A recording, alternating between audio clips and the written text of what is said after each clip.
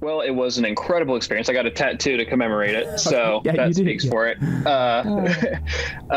Yeah, when it came about and working with Steven and Travis, and Travis, that's why I wanted to go to Budapest to be there for it, and I was like, well, yeah, heck yeah, let's go. And so it was initially, I feel like it was a really daunting experience. I was pretty nervous about all of it because I'm not the strongest with sheet music, but luckily, Steve and I had a team around us, so it all worked pretty fluidly.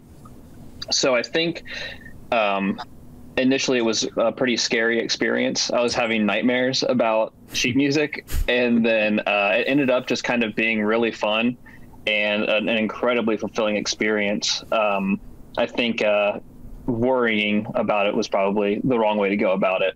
I've not hired a large group of musicians. I did rock band stuff for years, like 10, 15 years, and then moved into composing. And so I've hired like soloists for different things. And of course, it started out with just hiring friends. Yeah. And it's always great. They bring something to the table. They give you ideas that you wouldn't have thought of. Obviously they're hopefully going to play way better than you would ever would, at that instrument. But that's something I'm certainly interested in, is learning more about hiring an orchestrator or an arranger, working with them, knowing how I need to write based on a budget I've got and knowing like how many musicians I'll be able to hire for that at what, hall we're recording at or whatever. It's just something, I don't think it's going to be a mainstay. Like, I'm not necessarily a John Powell type person.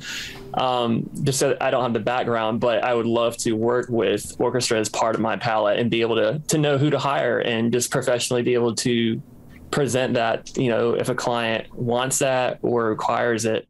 When it comes to working with large ensembles, do hire an orchestrator, do hire a copyist, which is someone that creates the sheet music. Hire an assistant to tackle all the bookings, to tackle all of the crazy last minute things that no one expects. It's a whole world of operations that is just required. And for the longest time, I've done that stuff myself. I'm at the point now where I don't have time, and that's just the truth. Especially when you tackle a really big soundtrack. So yeah, Brandon and I, for this last chunk for the Dark Dice soundtrack, we worked on something like an hour of recorded music. I think it may have been more, but that was for us too anyway. That was 13 tracks, 5-minute tracks. Like, these are super long. And boy, oh boy, that's like hundreds of pages of sheet music. That alone, like, it took us a year to write the music, get it approved, do the orchestration, do the sheet music, book the sessions. It was 5 sessions. That's how long it took, of choir and orchestra. And then, of course, all the mixing on the back end. So it was a lot of work. And that's the kind of stuff that a huge do is to surround yourself with team members that are experts at their little lane. And even looking back, I probably should have, if I had an assistant at that point in time, I would have had them create the Pro Tools sessions. Because every time you hire out for an ensemble, you need to have it has to be Pro Tools. It can't be Cubase, can't be Logic or any other software. Pro Tools is the industry standard worldwide. That's what you do in a recording session.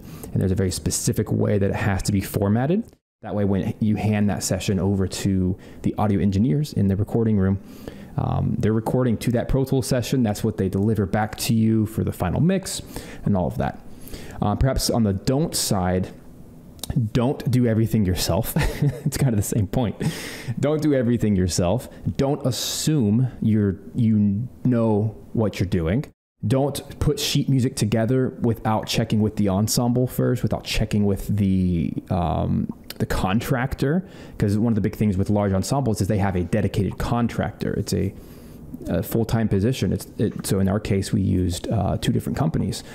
One hired out the Budapest Strings and one hired out the Budapest Choir. Totally different companies, same city, different companies, go figure. But we had to supply sheet music in a totally different format for both of them. So when you go to these companies' websites, they have an FAQ usually about, it must be like this exact document type, it must be this file type, it must be this software, Finale, Sibelius, what have you. It's crazy. It's a lot of details. And it's one of those things that you got to know what you're doing.